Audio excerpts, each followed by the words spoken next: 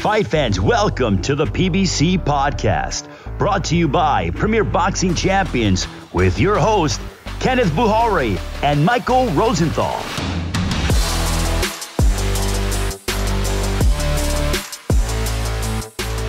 Welcome, everyone, to the PBC Podcast. I'm Kenneth Bouhairie. And I'm Michael Rosenthal, editor of USA Today's Boxing Junkie. Thanks, as always, for tuning in. Joining us this week is unbeaten, rising 154-pound sensation Jesus Ramos. Ramos fresh off his big win last Saturday. More on that in a second. Actually, we're going to review the entire FOX Sports PBC pay-per-view from Saturday night. And in this week's toe-to-toe segment, we are going to examine potential opponents for Keith one-time Thurman. But first things first, just want to say our thoughts and prayers are with Robert Easter Jr. and his entire family, wishing him all the best and sending him all well wishes as he recovers from his incident earlier this week. Now, aside from that, getting into boxing, of course, we had several announcements over the past few days as well. We now have a date and venue for the rematch between Jermell Charlo and Castano. The two will throw down once again for the undisputed 154-pound crown on Saturday, March 19th at Crypto.com Arena in Los Angeles. The first fight ended in a controversial draw. Mike, what can you tell us about that night? I was a little surprised. I knew about Castano's ability and his motor, but I thought Charlo would control and ultimately win the fight because he's a better all-around fighter. That didn't happen. Maybe Castano was better than I thought. Maybe Charlo underestimated him a little bit. Maybe he wasn't prepared quite as well as he should have been. I don't know. Maybe it was a combination of both those things. Bottom line, I thought the draw was a legitimate outcome, and it's led us to a second fight. Yeah, absolutely. I agree with you. I think no matter who you thought won that fight, it was close enough and the stakes were high enough that it probably deserved a return fight. Who has the edge going into the rematch? My gut says Charlo. He knows what he's up against now or has a better idea, and I don't think he liked the draw at all. Of course, Castano didn't either. I believe Charlo's going to have a really intense camp in preparation for this fight. I think he'll be at his best. I think he wins this time, but I won't underestimate Castano. You know he's going to be ready. You know he's going to come to fight. That guy will go down swinging if he goes down at all. I think it's essentially, again, a 50-50 fight.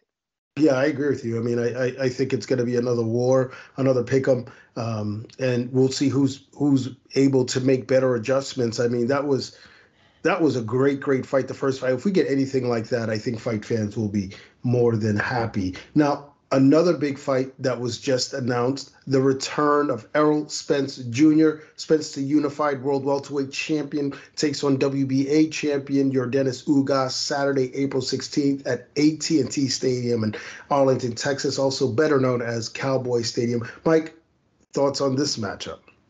Love it.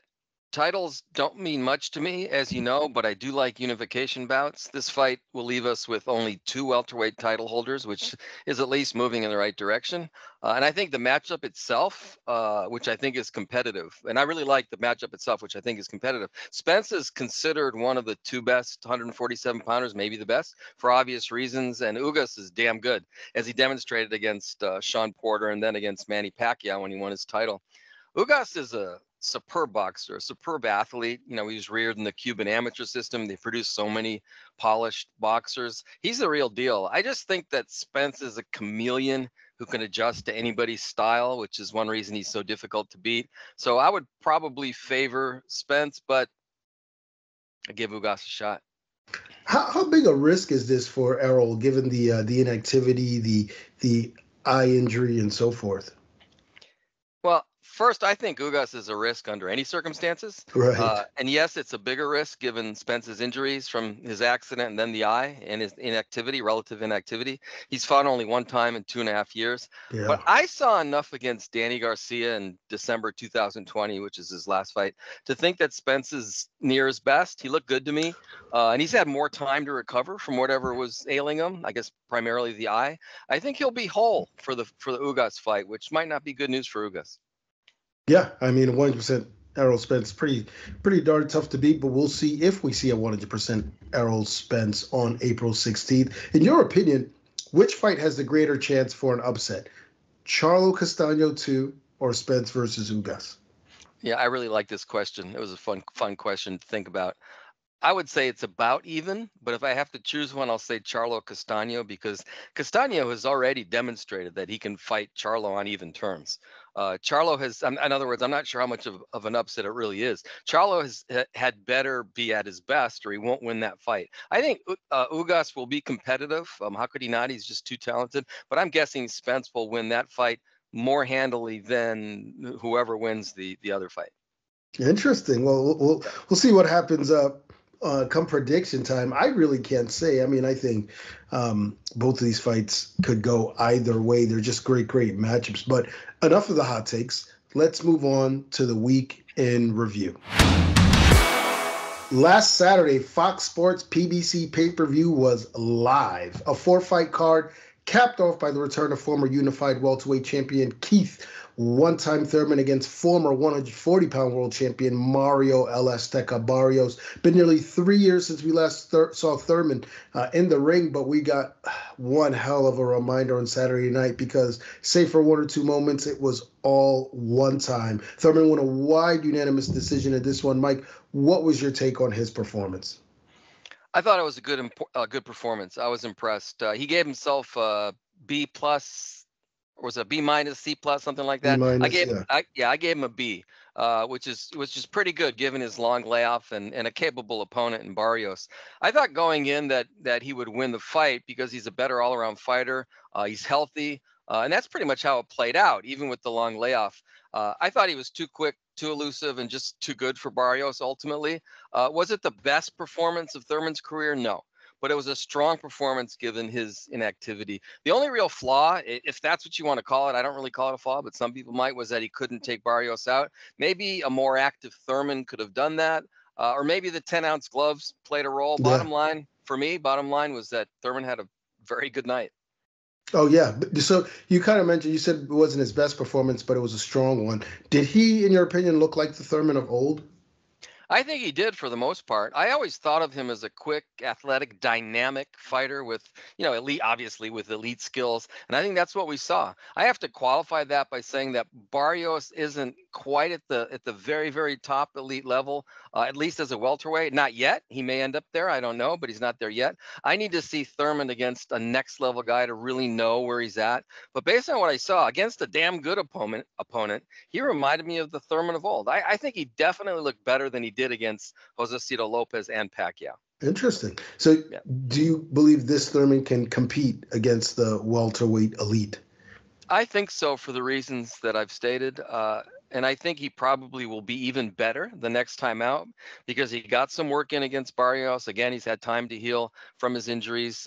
Some people might point to his age. He's 33 years old and suggest that he must be past his prime, which could be true. I don't know. But I would point out that he's only fought 3 times in 5 years. He's probably as fresh as it gets in terms of his overall health. I wouldn't pick him to beat. To be honest, I wouldn't pick him to beat Spence or Crawford, but I do think he's a threat to them and anybody else.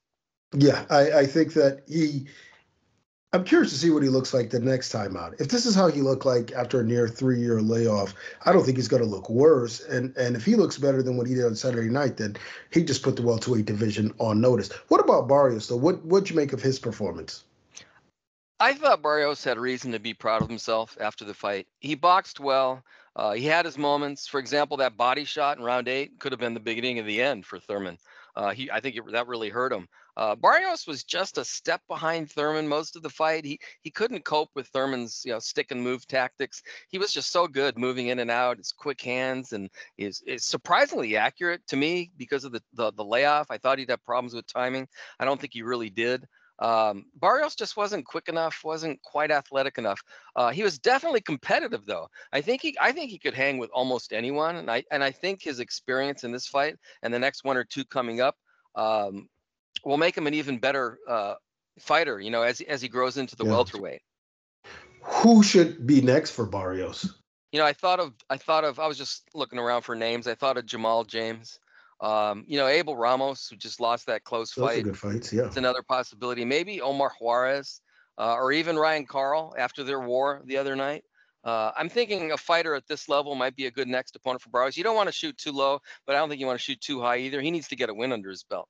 Yeah, exactly. I agree with you. I think, build his confidence back and Right. and then step in again against the top guys. Let's move on to the co-feature, the return of 4-division world champion Leo Santa Cruz against Keenan Carbajal. I think it's fair to say Santa Cruz had his way against Carbajal, save for a couple cuts from accidental headbutts. El Terremoto won a 10-round unanimous decision. What did you make of Santa Cruz's performance? Good performance. He did his thing, which was attack, especially to the body. I mean, he reminded me how good of a body puncher he is in that fight. I thought it was vintage Santa Cruz. He got the work in after a 15-month layoff. Now I think he's ready for a top guy. I think he just needed to get busy, and that's what he did. And who should that top guy be? Who would you like to see Santa Cruz face next?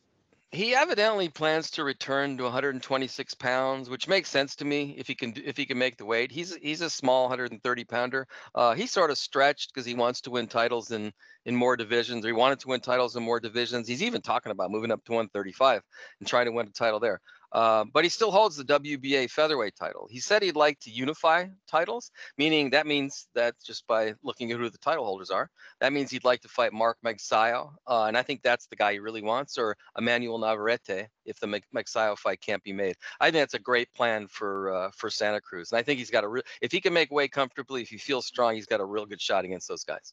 Yeah, I absolutely love the Magsayo fight. I hope it happens. I suspect Magsayo probably has a mandatory due against Ray Vargas. I don't know how that's going to work out, but if they can I'll take any one of those, mix and match any of those guys, I'll take it. But I absolutely love the Magsayo fight. I think that's going to be explosive. Speaking of explosive, also on the undercard, unbeaten 154-pounder Jesus Ramos, who we will be talking to in a bit, just looked spectacular. Ramos stopped Vladimir Hernandez in 6 rounds, but that alone doesn't tell the story. Mike, what was your perspective overall on the fight? It was a fascinating fight because of Hernandez's style. I think every fight he's in is going to be interesting. He's a strong, fit, just absolute beast who puts tremendous pressure on his opponents. I'm watching that fight thinking, man, we're going to see what Ramos is made of, which is pretty much what we saw. The first few rounds, I really didn't know whether he was going to be able to stand up to the pressure, and then he did. Overall, very interesting fight. So what'd you make of Ramos's performance? That was the best performance of his career. Remember, Hernandez had just beaten Alfredo Angulo, an older version of Angulo, but he also and then subsequent to that, he beat Julian Williams in a big upset. And he did that in consecutive fights. He's as rugged as it gets, and he was on a roll. And not only did Ramos withstand the pressure, he became more and more comfortable as the fight progressed. He subtly became more difficult to hit cleanly. If you really looked close at it, and his power punches fairly quickly, wore Hernandez down. The knockout stemmed from a left hook in round 6, but he had been breaking him down. I was never more impressed with Ramos, to be honest. He was poised. He boxed well in the end. He finished the job in spectacular fashion. That was a really nice performance. I mean, I think more of him now than I ever did. Yeah, exactly. He could have beaten Vladimir Hernandez a dozen different ways, and I would have been like, oh, that was really good. But the way he beat him on Saturday night just made it extra impressive to me.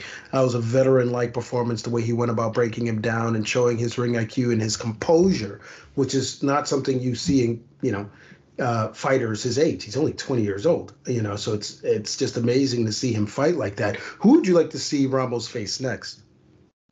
We have to keep in mind that he's 20 years old. So they can move him, small step by small step if they want.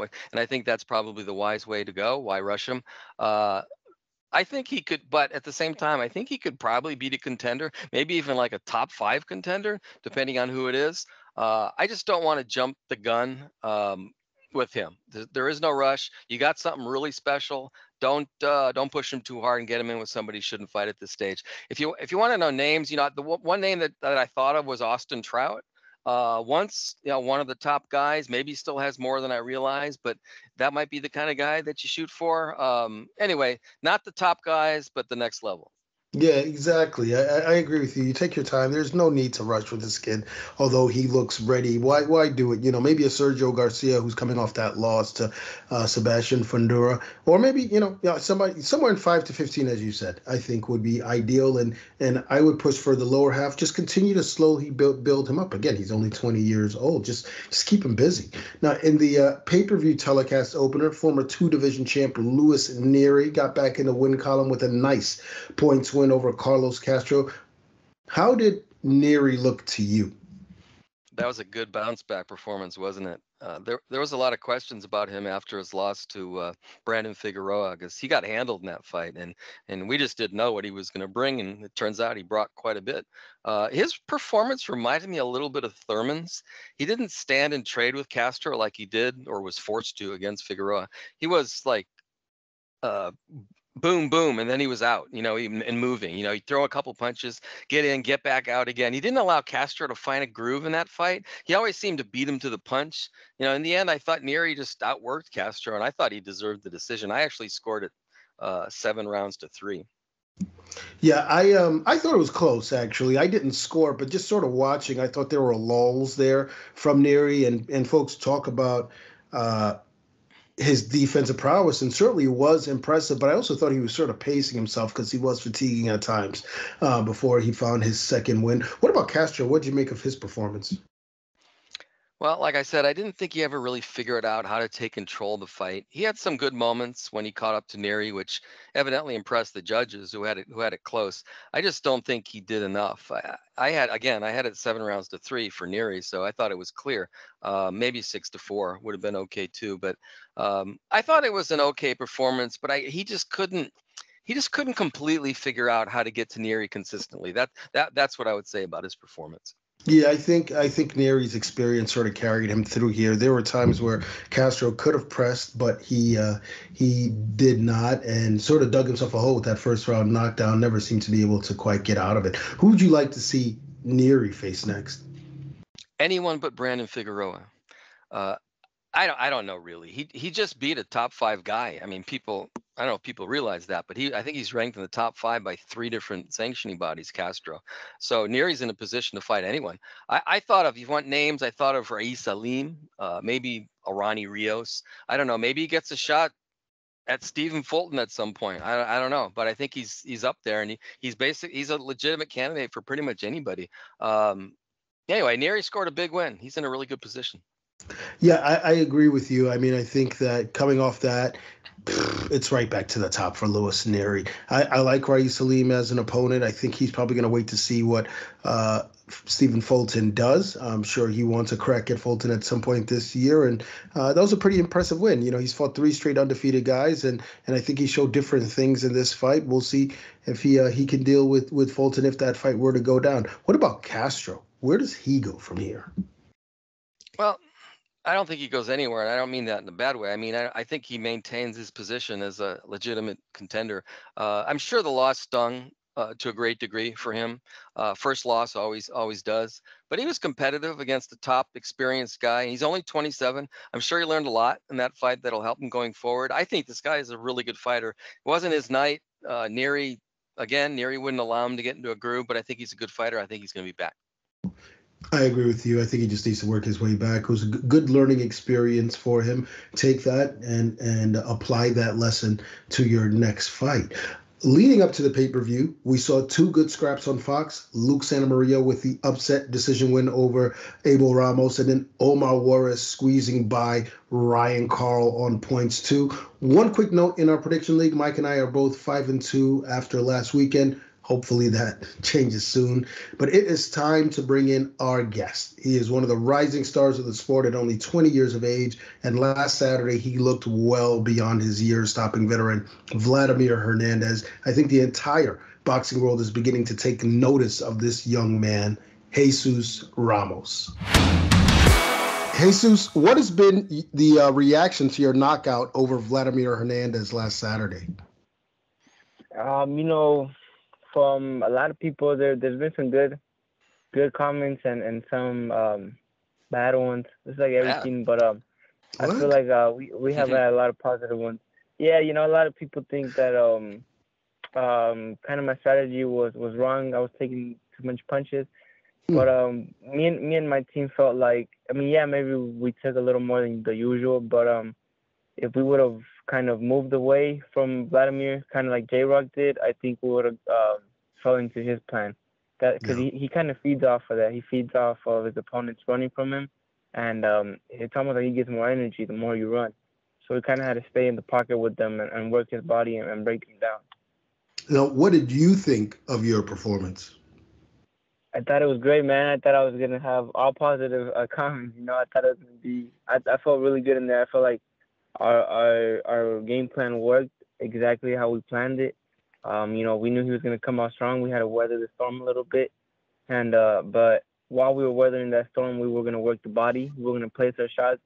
And we knew he might outland us, but we were going to make our shots count the most. And that's what happened. You know, that's how he started breaking down. I think it was a mental breakdown as well, because I felt like my defense was really good, and a lot of times he wasn't touching anything, and that was mentally just breaking him down. And I could feel it. I could feel it in there. It's hard to explain, but I could feel that. You're answering my questions before I ask them. Hernandez brings that crazy pressure, as you mentioned, the storm, you called it. What are you thinking, like, during the middle of that? What's the thought process? You know what? Throughout the whole thing, I was like, you know, just reminding myself that was gonna happen. It was gonna be what we expected. We just had to stay strong and, like I said, looking to place the correct shot. You know, it's kind of like pushing buttons that are gonna stay with them throughout the whole fight. You know, those body shots were hurting them. I just had to have faith in that. Right. So you mentioned that some of the punches did get through. I don't think as many as people seem to think. Some people seem to think. Did any of them bother you? Did he hurt you at any time?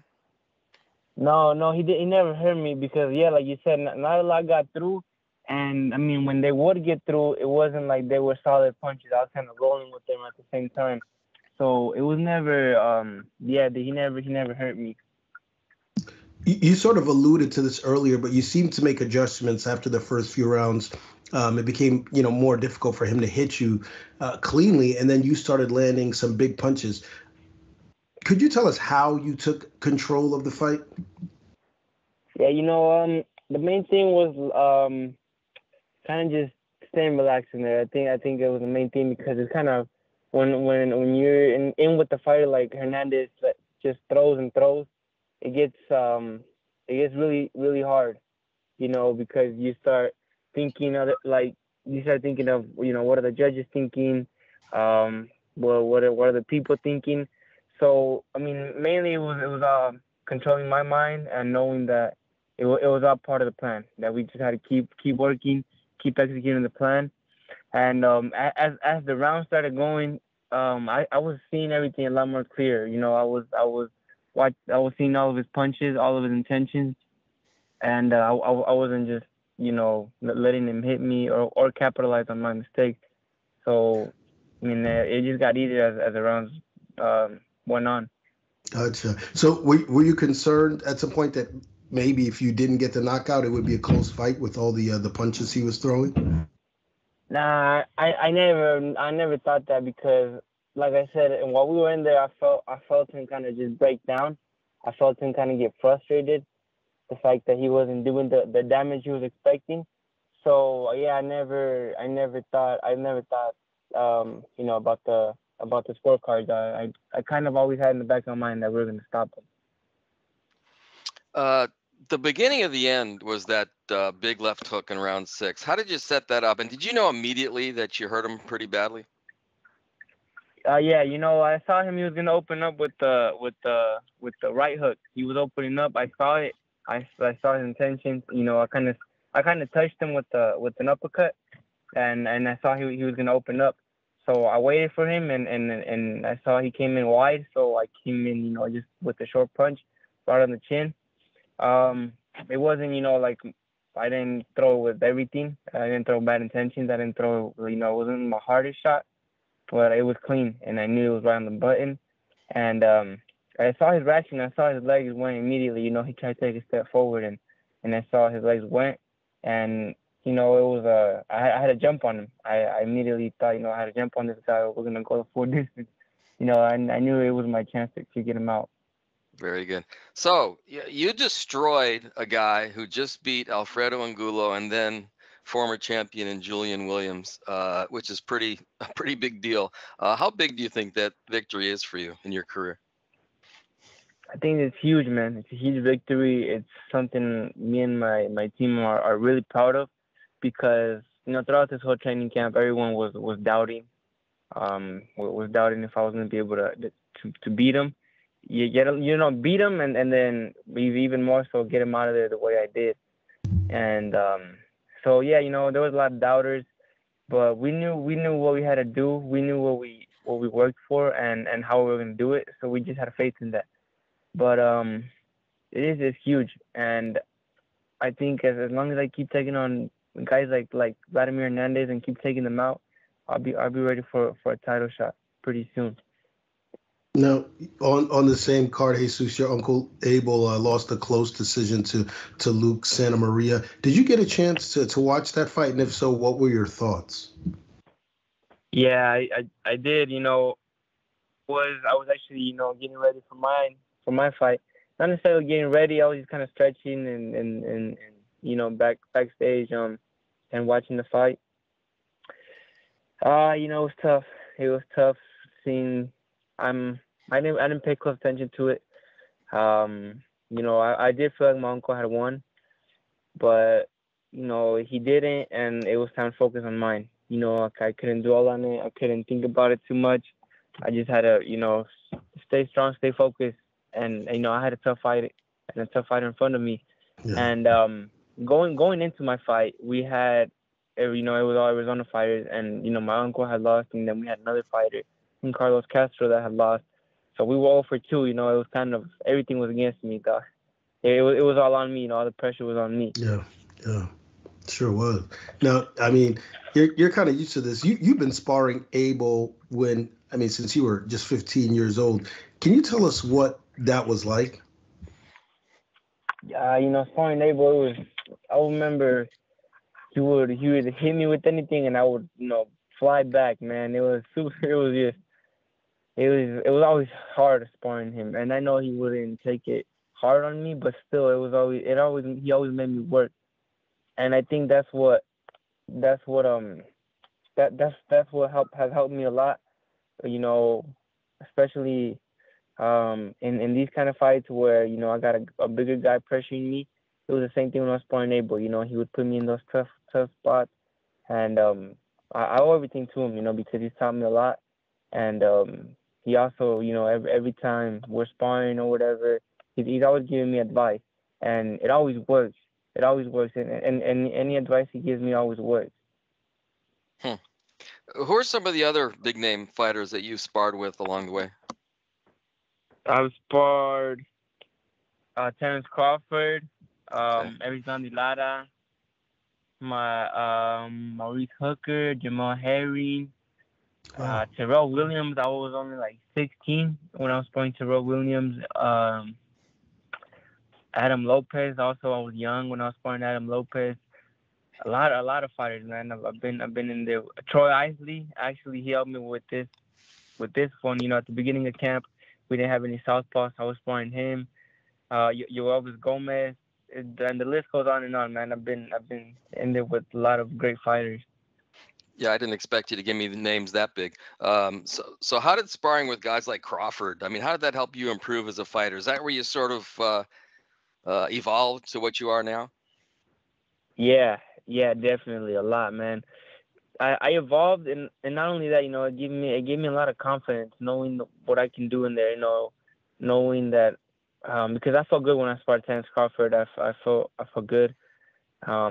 It was like a chess match, and knowing that I can hang in there with that the pound for pound in some experts' opinions, it was great. It's a confidence booster for sure, and it helped me a lot. I said, you see what he's doing and how he's making you react to certain punches and set some stuff up. You kind of learn from all that, and that's kind of what you take And I've taken a lot from those sparring sessions, as well as Lara. I sparred Lara going into this fight, and man, he can be older, but he's still got tricks. He's got tricks up his sleeves, and it was great sparring. Good stuff. So you only had 55 amateur bouts before turning pro. Why did you have so few bouts? Did you just want to get rolling in your professional career? Yeah. Like I said, it was more. I was always sparring with Abel. I was always sparring with other pros, and we would never, like, let's say Abel went to training camp. My dad, instead of taking me to a national tournament, he would take me to training camp, and kind of I would learn, from professionals, spar professionals, and my dad just felt like it was better that way. He wanted me to go to Olympics originally, but at the end of the day, I wanted to turn pro, and so he kind of he kind of had me prepared for that. And when I was 16, I was sparring, bigger pros that weighed even more, and professionals. So he felt like I was ready to turn pro, and then that's when we decided at 17 it was time. Yeah, he was probably right. You're now a full-fledged 154-pounder. At the top of the division, Jermell Charlo and Castano, they're set to rematch on March 19th. First, who do you think won the first fight?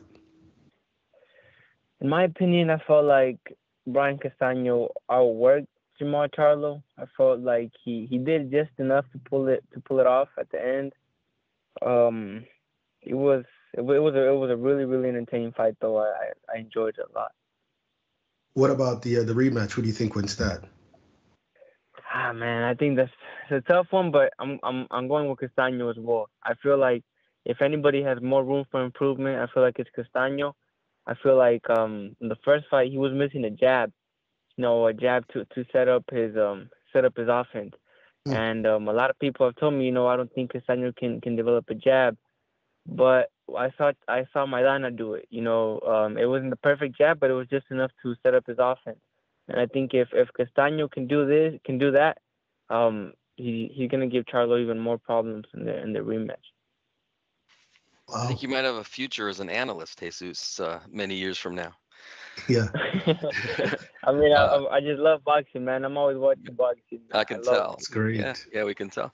So back to you. So from your perspective, how far away are you from a world title shot, do you think? We're hoping by end of this year or beginning of next year. I want to keep fighting, big names, kind of like Vladimir Hernandez. In my opinion, Julian Williams was a bigger name, but I beat the guy that beat him, so that's what we kind of want to do, keep fighting these guys, these ex-champions, ex-world champions, all these guys that have a name at the 154-pound division, and that are going to give me that experience that I need for when my time comes for a title shot. So I was going to ask you if there's anybody specifically you'd like to fight in your next bout, but it just sounds like one of the guys you mentioned. Yeah, there's a lot of guys. There's Tony Harrison, there's a lot of guys, Rosario, all those guys. Those are all veterans. They've been up there. They know, they've seen it, and those are the guys that are gonna help me get ready. And all of those guys would be great for me. So you feel you're ready for a guy like Jason Rosario or Tony Harrison, like right now? I do. I'm confident that I am ready. I'm confident that I have enough skills to hang in there with those guys. And enough experience to be in there with those guys. So I might only have 18 fights, but I feel like I've had a lot of sparring sessions with a lot of great guys, great veterans, and I've learned a lot. Okay, last question. Do you know when you expect to be back in the ring next? We're hoping sometime May, hopefully May 7th, beginning of May.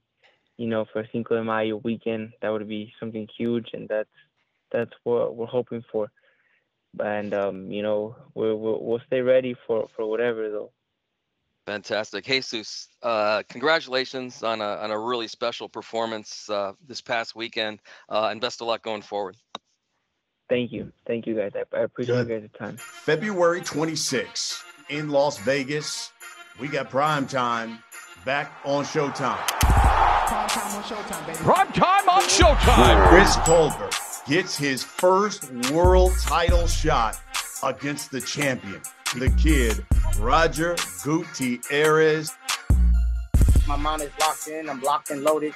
I'm ready to go mano a mano with the champion, dominate him and bang him the hell out. Float like a butterfly and sting like a bee. Chris, you're a loudmouth and your best weapon is to talk. I'll see you on February 26th. If you want to try to box me, I've never been outboxed. Right uppercut in the right hand. If you want to try to bang, he's not banging with me. I'm too fast, too sharp, and I'm going to show you I'm throwing. And he is officially down. Don't be surprised if I knock him out, because that's what I'm going for. I am beyond ready for anything that he can throw at me.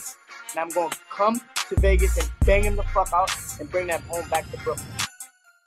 It's time for Mike and I to go toe-to-toe. In light of Keith Thurman's big comeback win last Saturday, we want to examine what the future holds for One Time. So we're going to list our 5 possible opponents for Keith Thurman's next bout. In ascending order, of course, Mike. So let's start with you. Okay. I like all these fights, so I'm not sure the order really matters much, but this is what I came up with. So number 5 for me is Jaron Boots Ennis. I think fighting Ennis would almost put Thurman in like a gatekeeper kind of role, the rising star versus the former champion. I think Thurman ideally would want to go straight to a title holder or fight a guy who's maybe a little bit more proven on the highest level, a more marketable guy than Ennis is right now. And you know how I feel about Ennis. I think he's maybe the most gifted guy in the world. He just needs to become more marketable, and that's coming in time. All that said, I love this matchup for both guys. It would be Ennis's first shot and an elite opponent, and a victory for Thurman would just absolutely remove any doubt whatsoever about whether he's all the way back. So it would be a calculated risk for Thurman, but if he could have his hand raised after that fight, then that's it. Then he would, even before he fought for title, he'd be all the way back. Yeah, I absolutely love that fight, but I'm not going to discuss it right this very second. My number 5 is an undefeated welterweight contender, Cody Crowley. Now, I know you're asking yourself, why would Keith Thurman face Cody Crowley? Well, look, Cody Crowley is a rising, as I said, unbeaten fighter who looked absolutely fantastic in beating Kujatilo Abdukakharov a few months back, and he's closing in on a world title shot. And I think beating a Cody Crowley would be a very strong statement. And I'm not entirely convinced that he would beat Cody Crowley. I'd love to see it. Not saying Keith isn't elite, but I think Cody Crowley looked pretty good in his last fight as well. But look, Keith could jump back in against the top guys, or he could do what Andre Ward did, which was take a couple fights before he jumped back into another world title shot. So if he wants another fight before the world title shot, continue to sort of knock off the rust and work on some things, I think Cody Crowley is a great test for Mr. Thurman. Yeah, I asked Keith directly. I said, is the next, and I'm not the only one, I guess, who asked him, do you want to fight for a title in your next fight, assuming you beat if you beat Barrios? And he said that ideally, he said that's the plan. He said, but he made it sound like that won't necessarily happen. So he's got to fight somebody. So exactly. I like a fight against a young guy like an Ennis or a Cody Crowley. I think that would be a fascinating fight. And like you said, maybe that's a nice step for him before he ends up fighting, one of the top guys. Yeah, absolutely. Now let's move on to number 4. I'll kick this one off with an old rival, Mr. Danny Garcia. Now, Garcia fought Thurman back in March 2017. Feels like even longer. Goodness, it's been 5 years though already. Thurman won a split decision in a fight where he injured himself and thus began the nonstop injuries and inactivities and the ring rust and so forth. But it was a good scrap. You're talking about 2 guys who are trying to come back, who are on the comeback trail. Spoke to Danny a few weeks ago, and he definitely is planning to return this year. And he is very much interested in fighting Keith Thurman, and why not? It may not be either one's first choice, but I think it'd be a great choice no matter when they do it. Yeah, you're not the only one who had Danny Garcia in mind, because Danny Garcia is my number 4 also. All right. And as you mentioned, he specifically expressed interest in a rematch with Thurman. And why not? I mean, that was a close competitive fight. I think a rematch made sense right after it happened. So why not? If Thurman doesn't get an immediate title shot, Garcia remains a legitimate contender. He's got a big name. They have the history together. It's a great storyline. We know it's not a title shot, but I think it'd be a fight that hardcore fans would embrace wholeheartedly. Two proven guys hungry to get back on top, like you said. I think that'd be a compelling matchup. Yeah, I agree with you. Who do you have for number 3? Okay, number 3, Mikey Garcia. I'm guessing that both Garcia and Thurman are interested only in title fights, which is a common theme here. As pretty much everybody at this level, if they can, they're going to take a title fight. But this is a good option if that doesn't happen right away. I think this would be a perfect matchup of well-known fighters at a similar stage of their career. It would be evenly matched fight, I think, at least on paper. I think the fans would buy into this fight, and the winner would take a significant step toward getting that world title shot. They would be that much more marketable. Imagine that Thurman beats Barrios, comes back, beats Mikey Garcia. He's in a really, really strong position.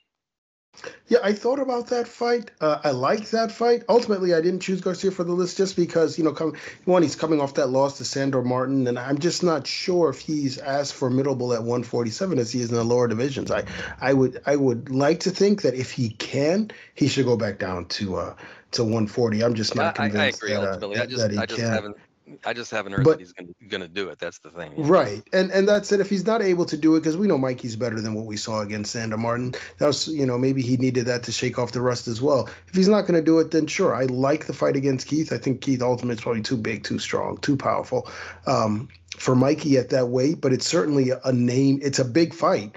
In lieu of getting a big fight against one of the champions, you could do a lot worse than fighting Mikey Garcia. My number 3 is Terence Crawford.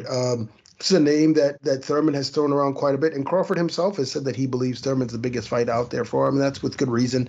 I mean, the guy's done big numbers, and as just watching the promotion, the lead up to this fight, Thurman was fantastic as usual. He knows how to sell it. And I think a fight against him and one of the world champions, a fight that he wants, would be great, especially against Terence Bud Crawford. I like the style matchup. 100% Keith, I think, is very, very dangerous, even against someone as formidable as Bud. Yeah, Crawford's on my list too, so I'll talk about him in a minute. Okay, well, let's move on to number 2 then. Or did you say your number 3 or? Yeah, my number 3 was Mikey. Mikey. Okay, let's move on to number 2 then. Should I kick this one off? Go for it. My number 2 is Jaron Boots Ennis. You spoke about it, and I love it. I just keep thinking this is the perfect TV fight. I'm thinking of Keith versus Sean Porter, that kind of fight. Except this time it's the young, hungry lion against the former. A former champion determined to get back to the top spot. I love the style matchup. I think there are weaknesses in both fighters. The guys can capitalize. Ennis is a good body puncher. Thurman has, shown in the past some susceptibility to body shots. However, Ennis tends to leave himself wide open when he attempts to engage or fire his combinations, and that is extremely dangerous against a crafty hard hitter like Keith one-time Thurman. And I think, Thurman would be able to take a fighter like Ennis into deep waters. He's not going to engage him early and run the risk. He's going to, try and take him into deep waters and see what the kid has got. And I just love that matchup. I think it's a great TV matchup. It's a great Saturday night fight, guaranteed to be a fight of the year. And I expect the explosive to be explosive, regardless of who has their hand raised at the end. Yeah, I would pay to see Boots Ennis just shadow box. So I'll watch him do. I'll watch him do anything. Yeah, I mean everything you said makes perfect sense. The only thing that keeps jumping into my head is I'm not sure Thurman would want it. I mean, that's like the classic too much risk for not enough gain kind of fight. One thing though, Thurman might look at Ennis and go, listen, the guy doesn't have that much experience at the elite level. Maybe I would be catching him at the right time, kind of like coming up. So maybe he's just a little bit more vulnerable now than he would be, 2 or 3 fights down the road. But I'm just kind of putting myself, I'm putting myself into, his group of handlers, and I think I might tell him, yeah, you know what, maybe not this fight. But as a boxing fan, oh my God, I would love it. Yeah, gotta love it. Who's your number 2? So my number 2 is Terence Crawford. Okay. Yeah, I think it's a great matchup if the fight can be made. You have the previous number 1 welterweight against one of the top 2 guys of today. Again, I think it would be a significant opportunity for both guys. For Crawford, it's a chance to beat another elite opponent after the victory over Sean Porter. And if Thurman, it's like the Ennis thing. If Thurman could pull off a victory in that fight, then he'd be the man again. He'd be right back to where when he was at the top of the division. That's the kind of opportunity that Thurman wants. It's exactly what he's looking for. And obviously, the fans would just eat this up. So it's like a win-win-win all the way around. Yeah, I agree with you. Obviously, I stated all the reasons why, and I assume we have the same thing for number one. It's got to be the Spence Ugas winner, right? I mean, yeah, absolutely. That's the one, the winner of Spence Ugas. I think Thurman is an attractive opponent for the winner of this fight. He's got that big name, which means he'll generate interest, which is a big part of a promotion. He proved against Barrios that he's a legitimate contender, which obviously is important. I think there's a chance he could beat the winner of that fight. And he might be perceived as just a little bit vulnerable, which might make him just a little bit even more attractive to the winner of that fight.